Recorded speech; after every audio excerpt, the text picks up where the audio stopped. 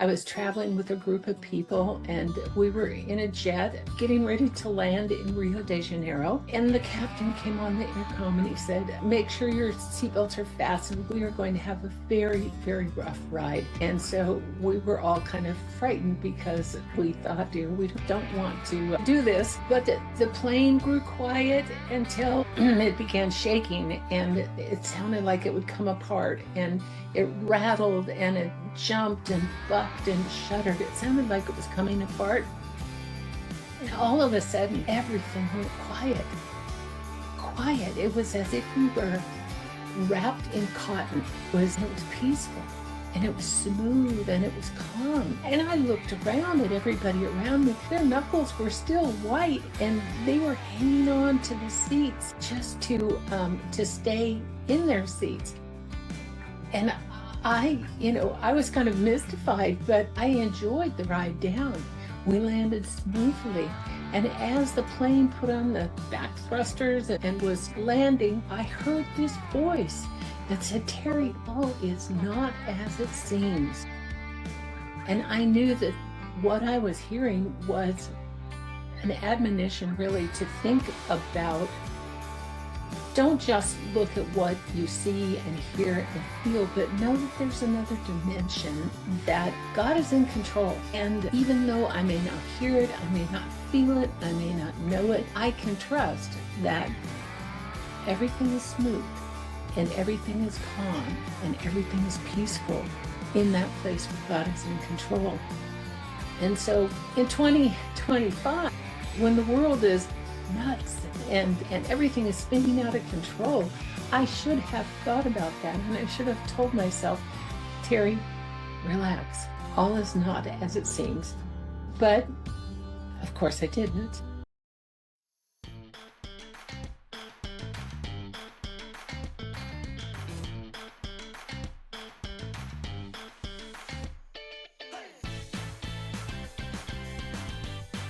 Thanks so much for joining me. I thought we better do a bridge between season 1 podcast and season 2. Hold on to your hats, because it is going to be a year. We've gone from Teri's Doing It to Where to Find Bread. And when it was Teri's Doing It in season 1, we were dedicated to the concept of carpe diem, which is seize the day. I had made a list. It's not too late. Confucius said something one time that I have found really compelling. He said that we all have 2 lives, and the second one begins when we realize we only have one. I took a hold of that, and I realized that I did not want to miss out on any of my one and only life. When I was younger, I was in church one time. It was the Baptist church, and the pastor was talking about visiting an old man in the hospital, and he went there to witness to him, to get him saved. And all the man would do is yell, "It's too late. It's too late." He thought that he was beyond the ability to be saved. And that story has always affected me. I've always thought, I do not want to be in a hospital bed someday thinking that I have missed an opportunity, any opportunity to do something that I really wanted to do. And so I made last year an It's Not Too Late list. And that list really was made up of doing things, traveling to South America, to British Columbia, to Europe, to the Eastern Seaboard, to the Baltics. I wanted to go to the Pantanal in South America. I was really determined to seize the day, to get out of my immediate surroundings and go and see new things that I had never seen before, and even revisit some things that I had seen before, because I wasn't very happy at home. So I wanted to share that desire to get out and do those things that were on my list with all of you, because I thought, if I really tell them that time is a finite quantity, they will get out and do the things so that they're not in that hospital bed at the end of life just saying, "Why did I waste all of that time?" So I had a podcast guests, various guests, people who really grasped that same context, and they decided that they were going to do things that mattered to them. We had Cedric Nwafor, who wanted to solve hunger, still wants to solve hunger in Africa. And so he went out and he is teaching farmers how to have entrepreneurial activities that will better their families, better their own lives, better their communities, and solve hunger in Africa. Amazing. We talked to Kim Frank, who was a housewife in Idaho. She was a successful writer, but she wanted to do more. And so, despite the fact that she was very frightened, she went to India and she covered the conflict between Asian elephants and people on the Nepalese border. She became very passionate about bringing peace to that corner of the world, to save the elephants, to save the communities, and to transform things. Really seized the day. She's now made a documentary. She's written a book. She typifies that person who sees out there something that she wants to get done and just does it. We talked to John Dudakis. He was a very successful journalist. He was a White House correspondent. He worked for Wolf Blitzer on CNN. He really had it made. And he decided he wanted to be a novelist. And so now he's written 6 novels, very well received novels, murder mysteries. And he's working on his bio now. And he just jumped out there and did it because that was on his list. And he could not be happy with himself if he didn't go forward and try to do that. We talked to Dan Lavin. Dan is this incredibly motivated and humble guy who wants to help people in third world countries transform their lives. And so he started with USAID, going to different countries that were under contract with non-governmental organizations to teach them the principles of business so that they could improve their lot. USAID lost all of its funding over a year ago. Dan decided he was going to do it anyway. And so he's been still going out around the world teaching people and trying to give them the tools to have a better life. 2025 and a little bit before, the podcasts were really about doing. But in 2025, January of 2025, my world suddenly got a lot smaller. And I learned that something I knew before and I should have remembered, that all is not as it seems. I learned that in 1997 on my way to Brazil. I was traveling with a group of people and we were in a jet getting ready to land in Rio de Janeiro. And the captain came on the intercom and he said, "Make sure your seatbelts are fastened. We are going to have a very, very rough ride." And so we were all kind of frightened because we thought, dear, we don't want to do this. But the plane grew quiet until it began shaking and it sounded like it would come apart, and it rattled and it jumped and bucked and shuddered. It sounded like it was coming apart. And all of a sudden, everything went quiet. Quiet. It was as if we were wrapped in cotton. It was peaceful and it was smooth and it was calm. And I looked around at everybody around me. Their knuckles were still white and they were hanging on to the seats just to stay in their seats. And I was kind of mystified, but I enjoyed the ride down. We landed smoothly. And as the plane put on the back thrusters and was landing, I heard this voice that said, "Teri, all is not as it seems."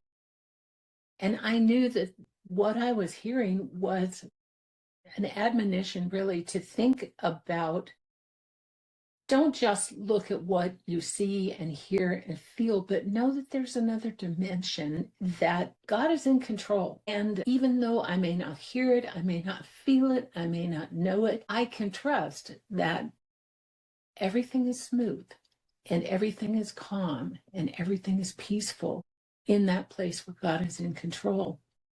And so in 2025, When the world is nuts and everything is spinning out of control, I should have thought about that, and I should have told myself, Teri, relax. All is not as it seems.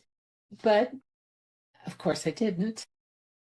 So last January, I discovered that my husband of 43 years had betrayed me and had been lying to me. He was gaslighting me, and it was really a pretty stunning revelation. I knew that our marriage wasn't good, but it shook me. And I had forgotten what I had learned about the peace of God, about the presence of God, about his control over situations that seem really out of hand. Well, again, my world grew much smaller, and it was no longer about me doing it. It was about me just being and trying to survive. So I really, where my original It's Not Too Late list was very much about going and doing to different places, I had to make a new It's Not Too Late list. Actually, I even renamed the It's Not Too Late list. I read Mel Robbins' book, Let Them. And so I kind of took that concept and I call it my Let Me list, because I think that whole concept and that whole philosophy of letting go of control of things that I cannot control is powerful, and just doing what I can control. So here are the things that are on my Let Me list. So let them, let go of control. That's number one. Number two is starting each day with gratitude for the things that I have. Number three is living consistent with my values. My values are truth and honesty and integrity and spirituality and respect and peace. And if I'm not living in consistency with those, it really works. Nothing really works at all. I need to focus on what I can change about myself and don't worry about the small stuff. Too much energy is taken up thinking about things that I have no control about. I should just worry about what I can change. Number five, yes, number five is that I need to be gracious, loving, kind, and forgiving. That's so important because the world has precious little of that around these days, and I need to be a beacon in that. Number six, know my boundaries, respect others. That's so important because I don't like it when somebody tramples my boundaries. And so if I respect theirs, then I can expect that mine will be respected too, or should expect that. Number seven, I think it's so important to be generous with praise and affirmation and encouragement. There are far too many of us who we don't give others encouragement that we could and that we should. And some people are just withering on the vine because they never hear well done. They never hear those words that maybe nobody's ever said to them. And it's really like a drink of cool water. I can give that to people. I also, number eight, I need to appreciate my aging and imperfect mind and body. I am so much more than what I see in the mirror. I can look and I can see, these wrinkles around my eyes, and I can think, oh my gosh, I just wish that I looked younger. I'm 69 years old, and these wrinkles have seen a lot of things in my days, and they've carried my muscles, my body. It's carried me through a lot of things, and I need to appreciate that and go easy on it. So important. Number nine, I really want to celebrate my renewed partnership with the professor. He is a changed man, and you're going to hear about that in season 2 of the podcast. You're going to hear about how we got there from where we were. It's really a bit of a miracle, but it's not beyond what can be done in your life or in the life of somebody you know, somebody you love. And so I need to really celebrate that partnership. I need to seek joy. I think joy is so important, and to give thanks that we chose to persist. We could have called it quits. And we almost did a number of times, but we didn't. And so we need to be thankful for that.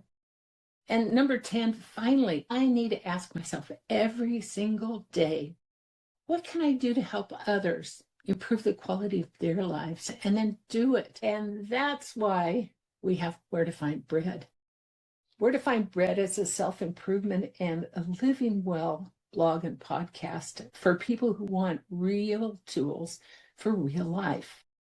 We provide practical insight and encouragement on relationships and marriage, overcoming dysfunction, spirituality, and empowerment.